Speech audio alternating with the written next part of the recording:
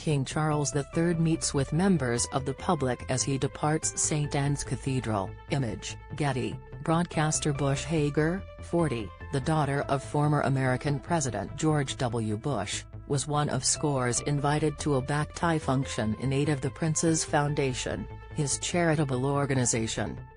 She had travelled to Dumfries House in Ayrshire, Scotland, for US network NBC, but a long-planned interview set for last Thursday was abruptly cancelled as it became clear the Queen's health was failing.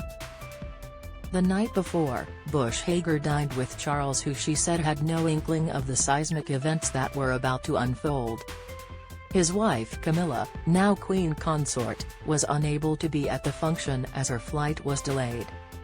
No one knew, least of all Charles, that less than 24 hours later the Queen, 96, would die at Balmoral, sending shockwaves across Britain and the world.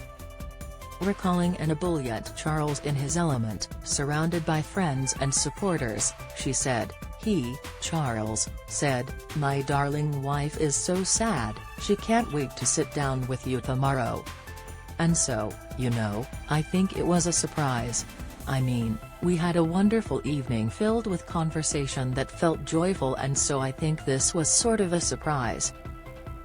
Early the next day, one of the most significant in recent history, Bush Hager was preparing to speak to Charles in the library.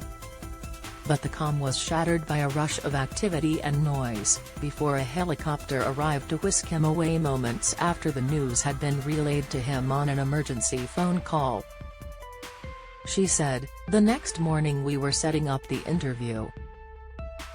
We were there at 8:30 a.m., the interview was supposed to start around 2 p.m. or 2:30 p.m., I was supposed to meet with the now Queen Consort around 1:30 p.m. At 12:30 p.m. we heard sort of running up and down the halls, and it was her team and his team.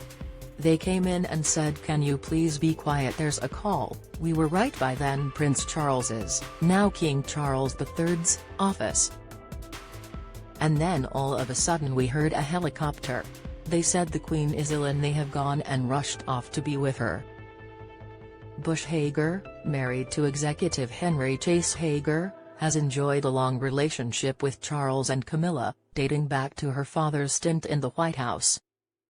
Her relationship with her future husband, whom she married at the Bush family estate in Crawford, Texas, in 2008, first became public when they appeared together at a presidential dinner for Charles and Camilla 3 years earlier. Pallbearers carried the coffin of Queen Elizabeth II from St. Giles Cathedral. Image, Getty. Also at Dumfries House, a Palladian country estate that serves as the headquarters for the Prince's Foundation, was Daily Express columnist and ambassador Alan Titchmarsh, 73. He too had no idea of the momentous news that was about to erupt. And at the end of a memorable night of food, music and entertainment, Charles even invited the celebrity gardener for afternoon tea. Of the previous evening's black tie reception he recalled, "The candles caused the silver candelabra to sparkle, delicious locally grown food was accompanied by fine wines." For the first 2 courses, the Prince spoke to an American lady, Michelle, on his right, one of the benefactors of the Jamaican project. For pudding, he turned to Jenna Bush Hager on his left to inquire about a film she is making on the work of the foundation. We took coffee afterwards in a tapestry-lined gallery while 2 musicians played us a couple of jaunty Scottish airs on a guitar and penny whistle. The Prince tapped his foot in time with the music before giving the man on the whistle a bottle of scotch and the woman on the guitar a bottle of champagne, chatting casually to both. The recital was short, the applause genuine, and after making his way around the room, shaking hands with almost everyone there, smiling, thanking them for coming and encouraging them in their endeavors, the Prince headed for the exit. Because I stood by the door, he shook my hand last of all and said, "Come and see us soon for tea."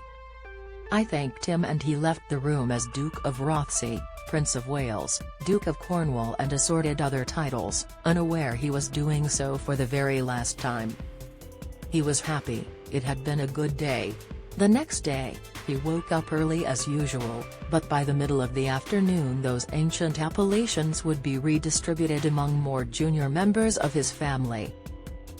Prince William became Prince of Wales and Duke of Cornwall. Prince Charles would have but one title, the King.